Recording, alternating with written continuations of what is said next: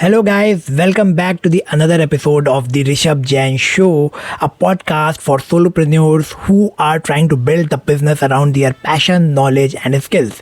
And today we have a very interesting guest in our show. We have Mr. Neil Twa, who is an entrepreneur, investor, speaker, author of book Almost Automated Income with FBA, who is forwarded by one of the shark, Kevin Harrington. He is also a podcast host. So in this podcast, we discussed about how the journey of an entrepreneur looks like. We also discussed the idea of purpose over profit, how the marketing evolved back from 2008-9 to 2024, and what are the fundamentals that haven't changed yet. We also talked about the book recommendations, tools, and productivity tips. So here is the whole conversation for you. Listen and enjoy. Hey Neil, how are you doing, brother? Hey, I'm doing great. Thank you for having me here. I appreciate it. First of all, I want to thank you for being here in this podcast. It means a lot. And I'm actually looking forward for the valuable conversation that we are going to hear. And I'm really sure the audience is going to get a lot of value from this episode. Well, I sure hope so. Well, that's my plan anyways. We'll get through it and hopefully somebody will find some value in everything we talk about today. Yes. Okay. So the first thing that I want to ask you is it's going to be about your story. Like, you are into entrepreneurship from past 17 years, and I think it's a long duration. So how this entire journey of being an entrepreneur looks like? Yeah. Well, I mean, it's a long answer. I'll try to shorten it down to somebody who very much doesn't take no for an answer. Okay. I learned long ago that no is actually spelled K-N-O-W. And if you understand what somebody needs, wants, and might, grab that know, like, and trust experience with you, then you have to not take no for an answer. You have to say K-N-O-W. It means you didn't have the right offer that just, locked in and is what they needed. You weren't speaking their language correctly. So you weren't really speaking to the questions in their mind. And the value you were providing didn't equate to the cost or the justification for that person to involve themselves with you. So the end result basically gets down to understanding the entrepreneurial journey is the sale of a business. It's a sale of a service. It's yourself and hopefully your business later on as you grow through moving through that. And so I learned a long time ago to just not take no for an answer. And just learn ways to develop relationships. What I call getting there is who you know, and keep staying there is what you know. And so if you can follow that who you know, what you know process, then you continue to work through what it ultimately will evolve into for you. If you're trying to make it, I think the objective of this call today is to get someone to realize that they can also do this, the world of business. Whether they do real estate or e-com, or they flip products, or they drop ship, or they, go sell cars and be the top salesperson for cars.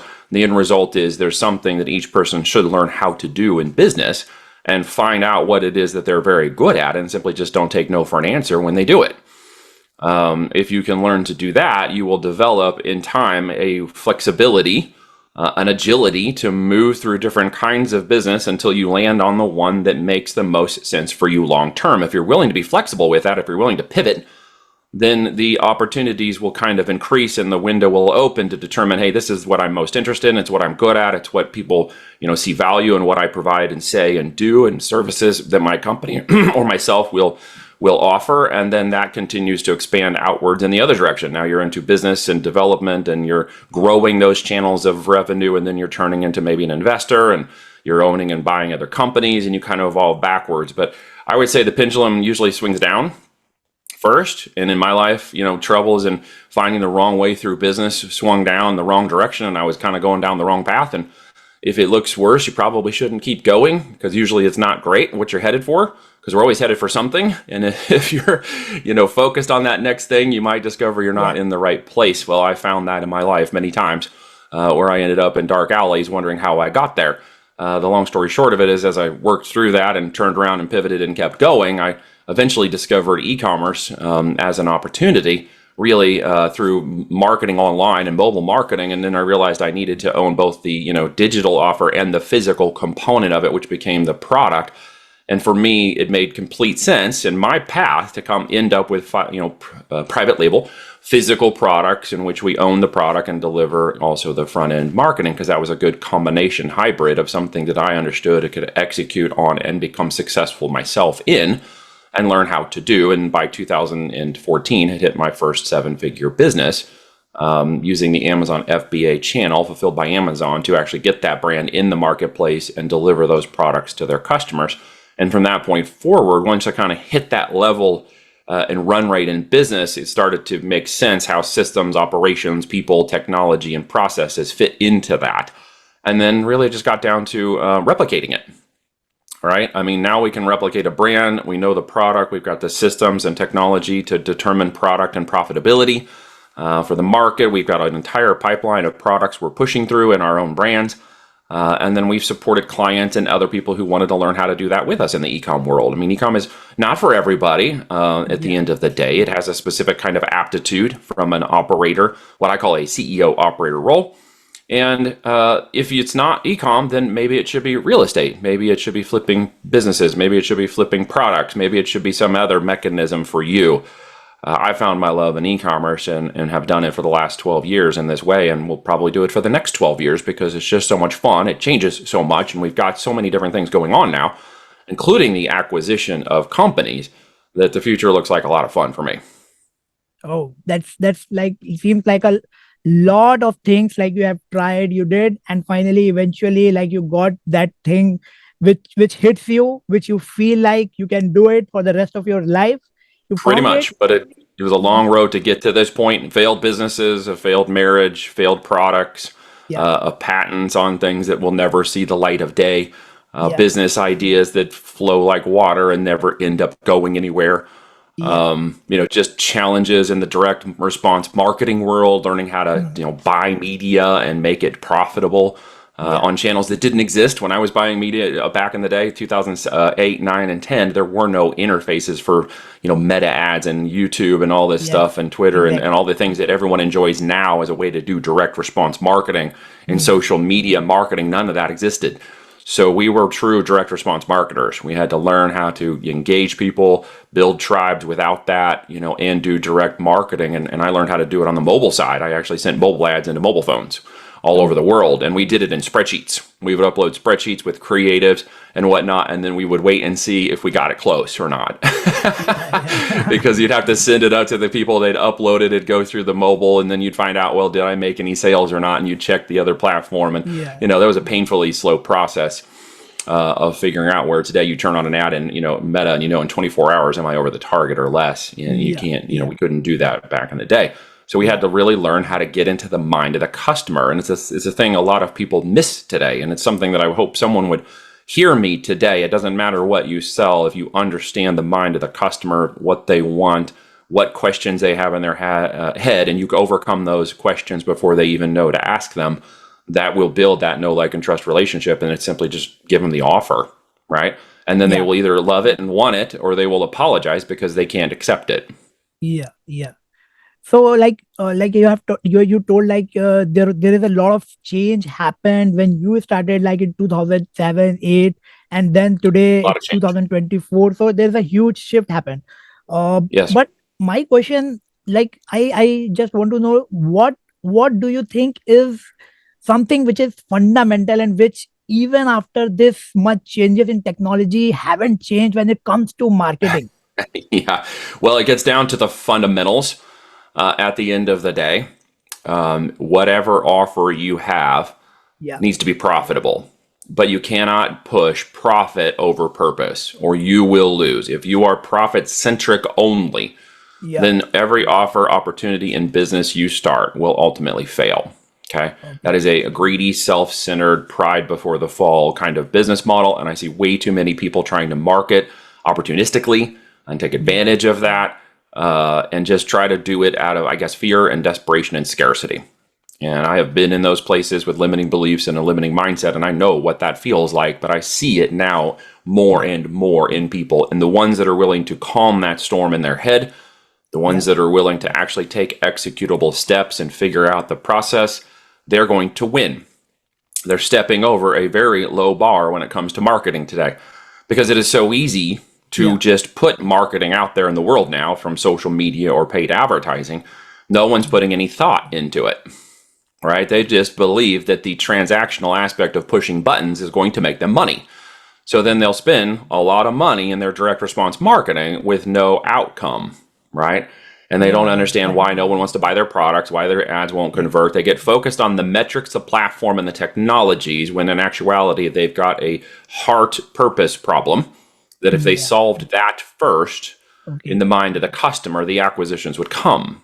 So I really want people to understand that if you don't know who you're selling to and you can't explain them to me in a simple layman's terms, sixth grade language, then you don't know who you're selling to. And you can't get it to that level of simplicity, then you've got to figure out how to do that, right? Out of that will come a very simple offer. They want, X, I give them Y, and that equals a dollar sign. And once you present that to them, people will fumble over themselves to give it to you. And if you're not there yet, keep testing different offers that dial in the interest of the audience. That would be different products. If you're in the physical product world, it could be a different offer. If you're in the coaching and consulting world, it could be a different way of presenting your SaaS software if you operate SaaS businesses. Really, at the end of the day, I just see too many people trying for desperate marketing, wondering why they can't make the numbers dial in. The second part of that I see is people that are not willing to actually spend the money to acquire a customer. Okay, he who spends the money to acquire a customer wins. It's in paraphrasing Dan Kennedy, right? By Dan Kennedy, he said it more eloquently. Yeah, he said it more eloquently than I did. But at the end of the day, if I can acquire a customer in my business that would have gone to yours, I won. If it cost me $300 to acquire that customer and they bought $100 worth of goods from me, I'm actually still winning. Where I'm going to lose in that equation is if I can't turn that 300 into 400 or 500 through my relationship with them after they came and became a customer. So many people aren't thinking about beyond first acquisition. They're only thinking about what is it about the first acquisition. And if I don't get first acquisition targets, then the whole thing is a failure. And I'm saying you can't focus on those things. If you have not heard this before, or if you've heard it from someone else, I will repeat it for you again here. You need a customer lifetime value. Okay, you need to understand the value of that client to you, and not in an opportunistic, greedy, or profitable way, but in a valued way that says, if they stay with me and I'm supporting, serving them, pushing that servant leadership forward with what they're getting and doing and continuing to do that for as long as they will let me, you will make that customer more profitable. And if you continue to provide them more value, they will make more value. That's your win-win. In my world, the triple win is that the last part is if they build the great business with us and we are helping them do that and have been in the trenches with them for 2, 3, 4 years, even 5 years, we have an acquisition opportunity, right? So we both win again one more time. They win at the exit and we win at the acquisition stage. So it's an offer for me that, people are like, what's your 3 to 5 year plan? And I'm like, well, who asks anybody that question anymore? Because in honesty, my 3 to 5 year plan is aligned with every client that is working through their 3 to 5 year plan.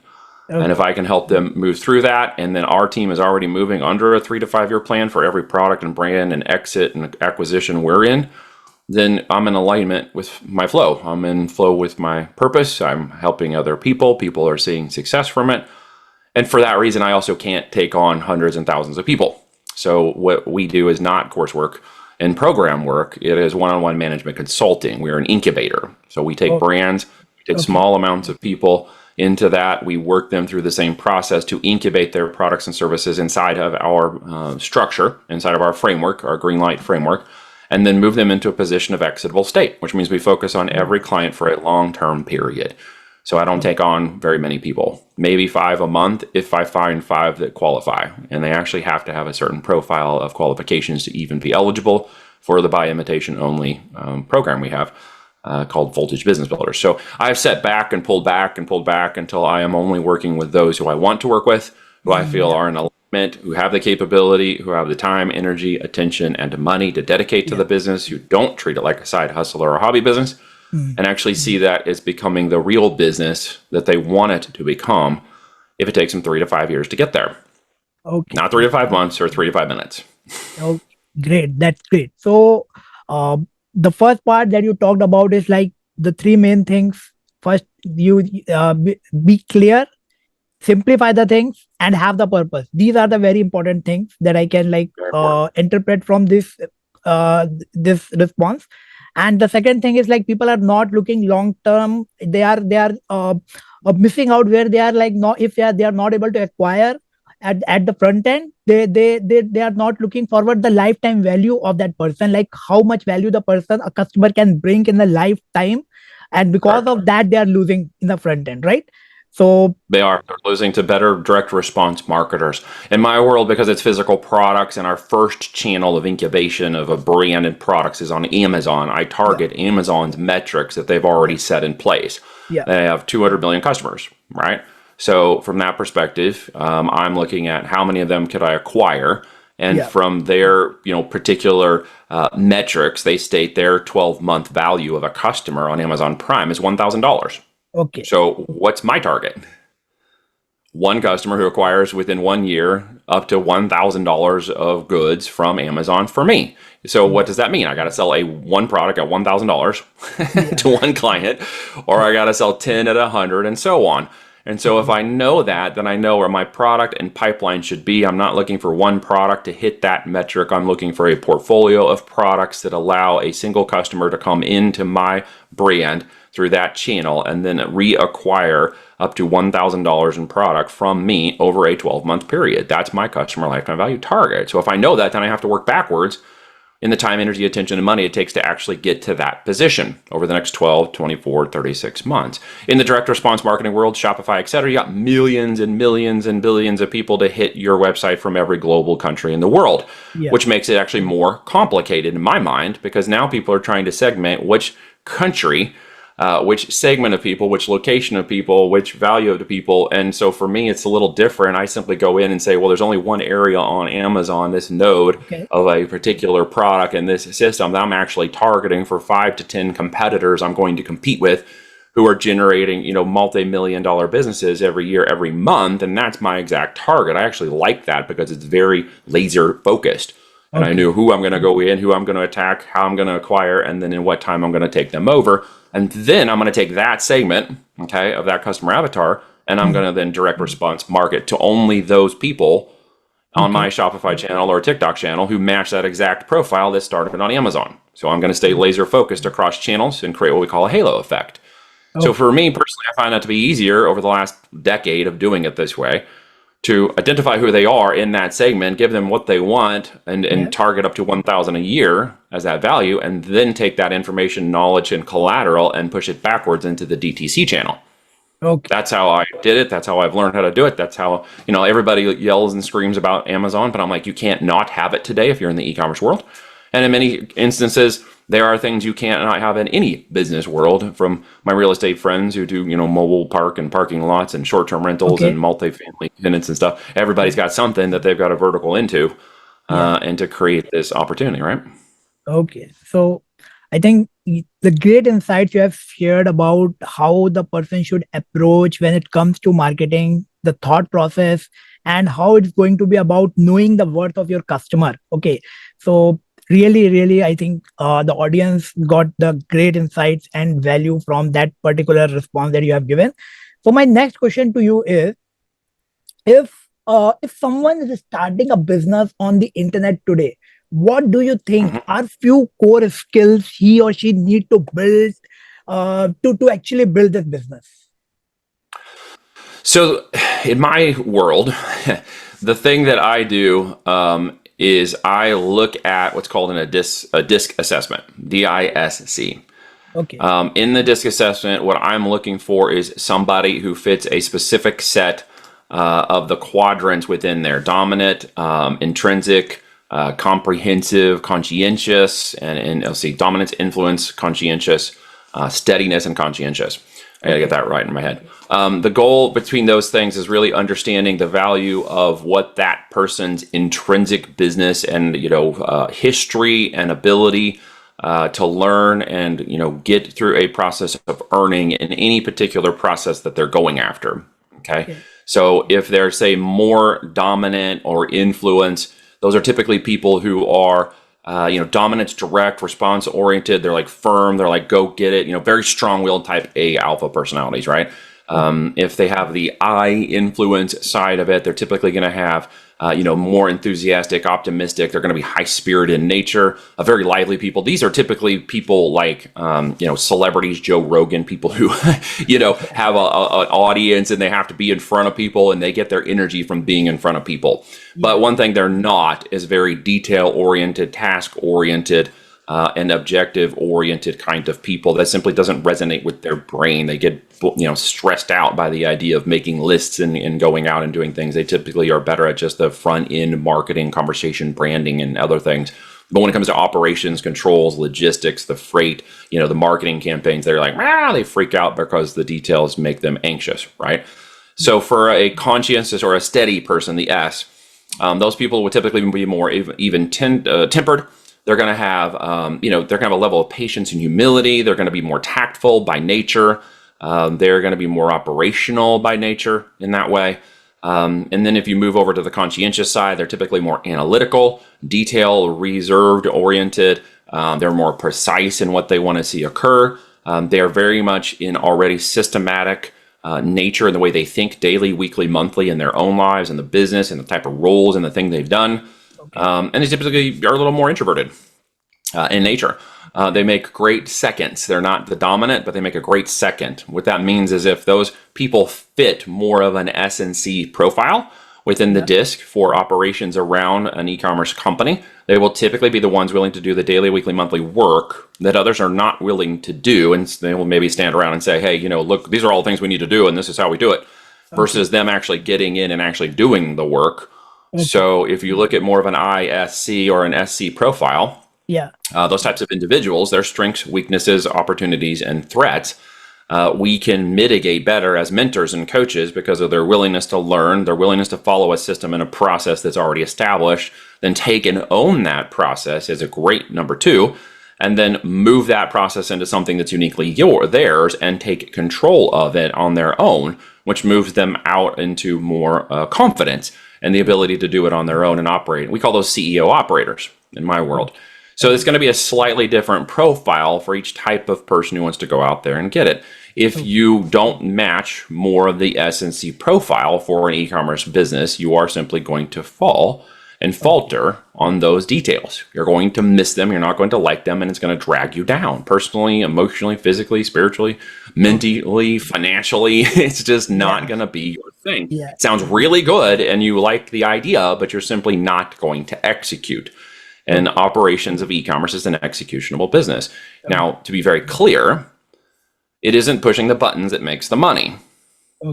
Right? Even those people who are operationally S&C natured individuals, it isn't pushing the buttons that makes money. It's them willing to sit down and sharpen an axe for 4 hours, knowing that they can cut the tree in 1 hour when they do that. So if we can sharpen them, they're willing to listen, they understand processes, and they're going to follow along. By the time they go, cutting the tree with us, it actually goes really fast and they understand how it's actually working. So that for me just fits kind of more of a profile. It's not a feeling. It's not on a gut emotion. You can't run a business on gut emotions. It isn't your INFJ and what colors make you happy. It is really down to where's your strengths and weaknesses in businesses and in the business world. And can we help you overcome those that are weaknesses and help you see the strengths that you have, or put people in place with resources that overcome those weaknesses? Okay. So I think it's an interesting answer, and I was not actually expecting this kind of very different answer. I was thinking like you will say like you need to master like AI, you need to master ads and something like that. But you said it Those are completely different. tacit questions. Yeah, I can answer on the tacit side of that a little bit, but here's the problem: is at the end of the day, again, the thought process is some technology will replace my ability to learn and execute. It's not what I want you to think, it's how I want you to think. Okay? And if I want you to think, then I will just tell you, well, go use ChatGPT only because it's the best ever. Well, there are 100 different new GTPs out continuously with companies that are running all the time. And if you get caught up in that technology, thinking the technology will overcome your ability to understand, comprehend, and execute, you're wrong. So I don't want to give out technologies. I want to give out purpose, right? Purpose will then discover, okay, well, I'm not necessarily ready for that tech yet. I don't necessarily need this thing to do it. What I need to understand is how I do this first. And then I will see, okay, there's a way for an AI system to make images faster in my process. So I'm going to use that to make images faster. Okay. Or I'm going to do this to help the copywriting go easier. Or I'm going to do that to help this, project management and track better. If people just race to the technology, then the best consulting, mentoring, and knowledge in the world will be completely lost on them. Yeah. So it's really great insight. Like the main thing here is, first of all, understand yourself, self-awareness, your purpose, and how you are going to execute the things, and then take the support of the technology and go and execute the things. But When people you are know what how to execute, Yeah, yes. but people are doing just exactly the opposite, They're instead doing of exactly the understanding. opposite, yes. Yeah, But they think, and I understanding. think it's out of fear, maybe that they are looking at technology to replace certain knowledge they don't have, Yeah, instead of the willingness to look and say, can I consume some of that knowledge first, yeah, understand how to execute and orient myself, and then use technology to enable that. Those who are willing to do that, slow down and take that effort of learning, will yeah, earn more later. Think of the tortoise and the hare race. If those of you in America are listening to this, tortoise and the hare race. Okay, those who are running off like the hare are going to get eaten and caught in a trap yeah, and die on the vine. The tortoise will eventually win the race. If you are in, the bar is so low now that it's very easy to be a tortoise. I think the fear of missing out, the FOMO, has gotten ridiculous in the direct and the response marketing world, especially around coaches and stuff. And they're like, well, if I'm not hitting $1 million a month, I'm not successful. Well, no, that's actually not true. If you are somebody who can sustainably pull in, 10 grand a month after month in your business, and you are supporting and serving other people, then it is yeah, just a matter of time till you figure out how to pull in 15 a month. And then yeah, from there, as you're continuing to support and serve people, you'll get to 20. And eventually you'll look back and you'll be like, hey, 50 to 100K a month for me is nothing anymore. yeah, But everybody wants to race to the Alex Hormozy, $1 million a month and all these really great things. And it sounds really good and fine, but that emotional cycle of despair kicks in really quickly, and they end up down here, in the valley of despair, off in the desert, drinking the sand, thinking it's water. yeah, And because yeah. they never took the effort to go do the work. Okay, okay. Yeah, so I can totally relate with that. Yes, it's definitely happening here. So my next question to you is, uh, it's a little bit of different domain that I want to touch. Like, you are also very heavy on podcasting, doing it continuously. I have seen few of your videos as well. You are interviewing people on your podcast. So I like why podcasting works. What do you think? What's your take on that? So I podcast to brand, but not to sell. And I think so many people think podcasting is just a new sales channel. Okay. And they forget that marketing is an activity of sales. Okay. Oh, Marketing is an activity of sales. It does not guarantee the outcome of sales. My podcast is not about guaranteeing any outcome of sales. It's about okay. relationship building. Okay. Okay. It's about relationship building with the podcast guests, for those who get involved and listen in the podcast, and for Yeah. my business and their business in the longevity relationship that's established during the podcast. Many of my podcast guests and I go on to have multiple other conversations later on, Okay. after the show, or even follow-up episodes that have Okay. led to relationships. Why? It's who you know that gets you in, and it's what you know that keeps you there. So the podcasting is an activity of marketing that leads to value and perception of value, and the narrative of what we do and how we do it as people, and how we present Voltage, and how their companies are presented as a part of that process, by allowing them to become part of our brand and then bring their brand forward through the podcasting mechanism. But I think so many people are like, well, how do you, Neil, why don't you sell ads on the podcasting? Well, because that doesn't really necessarily add value. Well, why don't you sell your episodes? Well, I don't. That doesn't value. Do you make all your guests pay to get on there? No, I don't make them to pay to get on there. Well, what do you make them pay? After the recordings and stuff? No, I don't make them Okay. pay for that either. Yeah. At the end of the day, it's a value-added marketing activity to add part of that know, like, and trust relationship into my experience with anybody who touches my brand. Okay. So podcasting in that way has become a great networking tool, expansion, narrative-driven marketing activity that has led to sales, but it's not a guaranteed path of sales because of the way that we do the podcasting. It's what I call a know, like, and trust podcast, an NLT podcast. I don't know if anybody else has defined this yet or not, but it's how I do. 20, 25 minutes of know, like, and trust. There's no pitching. There's no heavy-handed, this is my stuff and this is what you need to buy. It is the guest, conversation, value, building a know, like, and trust relationship through that value, and then lead it as a marketing activity. Totally agree, because people buy from those who they know, who they like, who they trust. And like you have said, this is a great tool to achieve all these things, to get to Correct. people know, to like them, to trust. All these things can be achieved with podcasting. So definitely, Correct. it's one activity that can lead to sale. It's an activity, and we do It's it a as a marketing. long activity. I published my Yeah, first one in December 2021. So yeah, this is a long, concerted weekly effort that was never, just an activity every week, like taking a walk, doing your exercise, eating right. You just do it every week. It's a part of an every week activity. on Let the repetition. Yeah, activity be yeah, patient, give it time. Everybody wants to go, oh, I'll start podcasting and in 6 months I'll have 1 million subscribers. Well, if you manage to be the 1% who does that, yeah. congratulations. That's a bang up opportunity. Good for you. More than likely, it's going to take you years to build the audience, the tribe, the following, and global ratings until you actually start to hit a fever pitch somewhere down the line where that continued growth eventually may hit a hyper growth spike. Pew, and it's like, hey, all of a sudden you went from 3,000-5,000 downloads a month to 10,000-15,000 downloads a month. Could be an episode, could be a time and market, could be just something you said, something a particular guest. It's just going to come in time, and wow, that's going to take off. It hasn't happened to me yet. I mean, we're doing good. We're in the global 5% of all podcasts, but to get to a larger audience and a much bigger deal, there's probably things I have to do differently. But at Yeah, this point, it's not stressful for me. I enjoy it. I really like the guests, and I get to yeah, vet everybody that comes on. yeah. So if it happens in time, it happens in time. Great. It's like a mindset shift the people need to follow, because the people are just looking forward to get the followers, to get the views, to get the listens. Correct. But if you are an entrepreneur, your focus should be more on building the relationships instead of just getting the views and listens. This is what I Purpose. think. Purpose. Yeah. Purpose over profit. Yes, definitely. Right. So Again, pure profit podcasting opportunities will crash and burn. Right. yeah, so If it not, back to you will the be. it comes Yep. back to the same fundamental again. Yeah, Same fundamental again of yeah, marketing, response, business, and development, and relationship development. If everyone thinks you're just trying to make a buck off of them, that is not attraction or marketing. That is just a sleazy sales, used car sales tactic. And I yeah. see that happening way too much with people. So if you're listening to this and you feel like that's you at all, I would encourage you to stop it today and think about a better way to approach your audience and conversation with patience and confidence so that they will hear you and know you're telling the truth. Don't Okay, try to sell them, attract them. okay, great.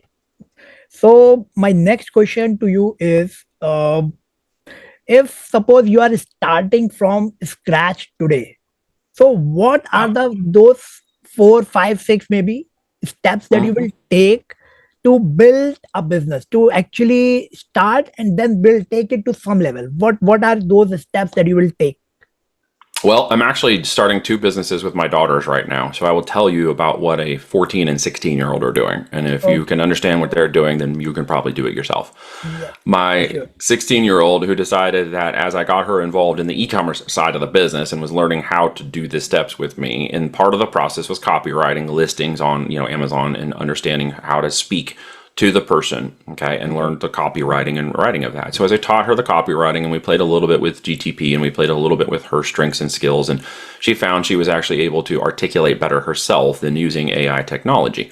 Okay, And with that, she then discovered, well, she had she had more fun. She okay, enjoyed it. She became more passionate about the writing side more than anything else. And so I'm like, okay, great, just focus on the writing side. So as she went through the process of learning and discovering how to do that, which is again something I would encourage anybody who's new to this idea, you need to learn and discover first and be willing to pivot and be okay with testing something and it not working. okay, Okay. Then she went through that process. She ended up spending a year writing a novel.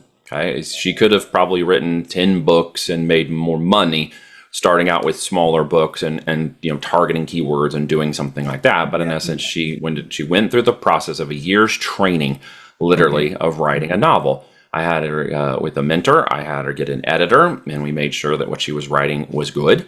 Okay. Because I don't want to instill values in someone, that something is not good for them. I'm not going to let my daughter, if she can't sing, I'm not going to put her up on stage in American Idol and make her shriek in front of the entire country. That's Yes, just a not good thing to do as a father. So in the definitely. same way, if she had no writing skills, I didn't want her publishing books and spending time doing that kind of thing if it was not her skill set. Turns out she's actually really good at it. And we published her first book in June of this year, 2024. It became is now a bestseller in one of the top categories of teen and Western fiction. She was number 8 the other day in the top category of teen and Western fiction. Great. So it's gaining traction. It's going to take years for her to develop a portfolio of books and writing and followers because she's going the novel route.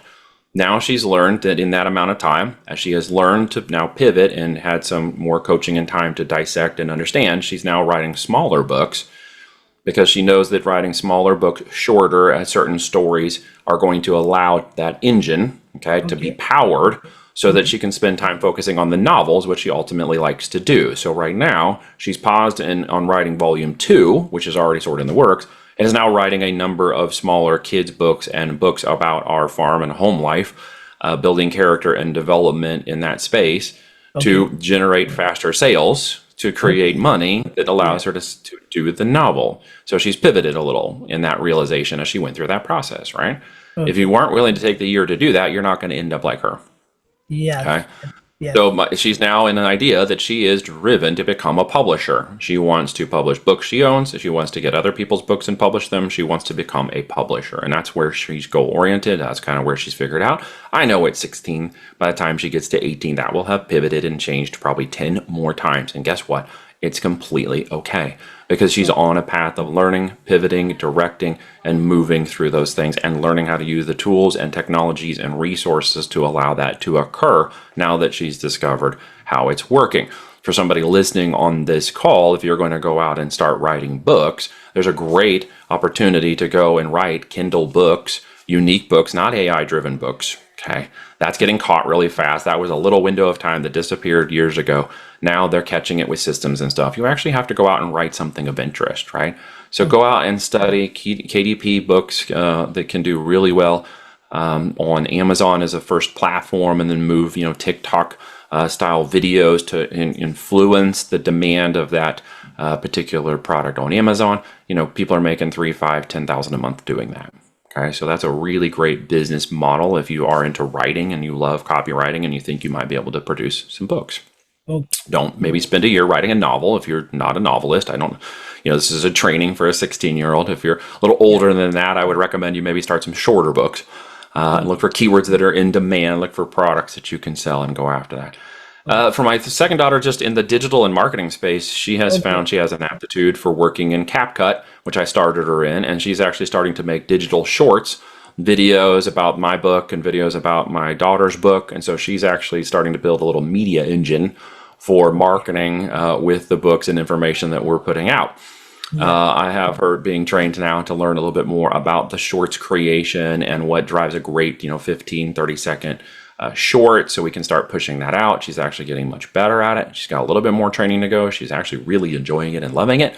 Okay. And here's what, an irresistible offer that we're going to put out for her when she's ready is she's going to give someone 5 videos, okay? Okay. 4 of them they're going to pay for. The 5th one will be free, but in the first month, they're going to get 5 videos for free. And when they agree they like the videos, the first 5 she gives out for free. In month 1, they agree to pay her $150 for month 2 in order for the videos to come out. So month 1, she's going to give out 5 videos. And month 2, she'll continue to produce 4 videos. And then she'll give a bonus 5th video every month for those who sign up after. So if they like the work month 1, she'll know they'll sign up for month 2. And she will continue to repeat that process. I will help her with the marketing and customer acquisition. I've got a lot of clients that need videos and direct response short videos. If she gets good at it, I can introduce her to a number of clients to help her start that process. Okay. And then she can learn how to go and acquire customers later on as she produces the work. And she can build herself up a little media empire when she can then back out of the video creation and actually start subcontracting video creators for her little business. So that is something that anybody could do. The point of that offer isn't necessarily the quality of the work. Of course, we're going to make the work quality, but Yeah. first you have to, understand that sales fixes everything. Okay. So she is going to learn how to sell first. Okay. So And I you need to think, learn how to sell first too. yeah, Creating an irresistible offer that's hard to say no. Who would say no to 5 free videos yeah, created for you in month 1, right? You'd be stupid to say no to that offer. definitely it's an irresistible offer. So it's Yep. all about, like, first of all, understanding yourself and what really drives you, what really you want to do, you are good at, and then going in that direction, working on that, building something around it. That's the main thing, first thing that the anyone who is starting a business should do. And then it's all about making good offers to acquire customers. The first thing is like making irresistible offer, like the offer 100%. that you said. It's very interesting offer, like the first 5 videos are free and then you will start paying from the next month onward. So it's more about like leading with a value. We are giving value first and then we are asking for the sale. So it's like looking like Correct. a We are giving very, value first. yeah. So it's like an interesting, very, very interesting insights like you have shared about building the business on the internet for anyone who is just starting out today. So Yes, because I get a lot of DMs in my X right now that are like, I see your funnel, it looks really good, but what if we could build you a different funnel?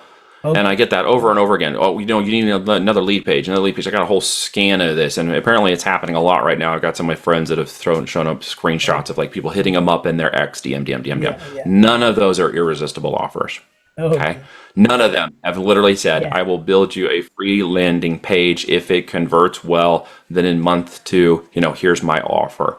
That's Okay. more irresistible. Prove yourself, show your work, that you have executable, actionable items. You will do things to show that your work is quality, and then I'll pay for it. Right? Okay. It's not a Yes. bad offer when you're brand new, especially when you're a young person getting started, or someone starting up a first business. You need to prove, get history, get reviews, get customer testimonials, get value and confidence in your offer, and then simply offer the same, keep it simple, stupid offer to more people. Yeah. Yeah. And then do not be afraid. And when they say no, because typically it's a KNOW. So lead with the weakness in your sale. That's the second point. Lead with the weakness. The weakness is, in this instance, if Okay. you're new and have no reviews, lead with that. I'm brand new. I'm getting this off the ground. I want to earn your value. Okay. I would love to have your review if I do a great job for you in month 1. Lead with Okay. your weakness. Okay. Month 2, I'm already, this is what you get paid. This is what I agree. And you agree to pay me. And you're willing to sign that agreement that says first month is this, next month is this, and it's a month by month deal. Then I know that you are willing to pay. You have agreed to pay in month 2. You can also contractually say no to that, of course, but I've already locked it in as an expectation for month 2. Okay. I So what think am I this, doing? I'm making the videos, and then I'm yeah. going and getting 2 more of those people and 5 more of those people Okay. and offering more and more. So I'll build it up by month 3, 4, and 5. I could be making $3,000 a month Yes. producing videos, Yes. which I'm now subcontracting those videos to the right Yeah. people who are doing the videos. I may be Yeah. splitting Okay. profits with them, but I'm looking at the next step of growth. Okay, so I can earn more, and then I'm just literally in the marketing, coordinating, and direct response of the business sales mode while I Okay. have people executing the videos and delivering the client work. Okay. And I'm going to teach my daughters that same exact model because it will get them down the path. They will pivot like you should all do through different Okay. things they're doing as they learn to pivot and discover there's something better or easier, or they have more fun with it, and they're still able to provide the value at a higher price point. Okay, Yes. so charge Yes. a higher price point than you think you are worth and then stand on it. Why? Because Yes. the more profit after the purpose, the more profit you're making, you pay yourself, you pay your business, you pay other people, you have more acquisition costs. Okay, Yes. you can Yes. go in and acquire more people, more acquisition ability to acquire more people into that business. Yes. It's a big idea. Like it's very, very crucial to Pie. like have enough profit so that you can run smoothly and you can actually deliver value to your clients. Some of Definitely. you are yelling at me going, $150 for 5 videos, that's Yeah. ridiculous. Well, it's a 14-year-old. By the time Yeah. she's 18, she could be charging $1,000, Yes. right? Yes. Yes. But right now at 150, that's pretty good. And it's a great Yes. deal for her, and someone will get a great opportunity, and I know she's going to get better and stronger at it. And then eventually she'll charge 250 and 500 and probably 600 and 800, and she'll be worth it.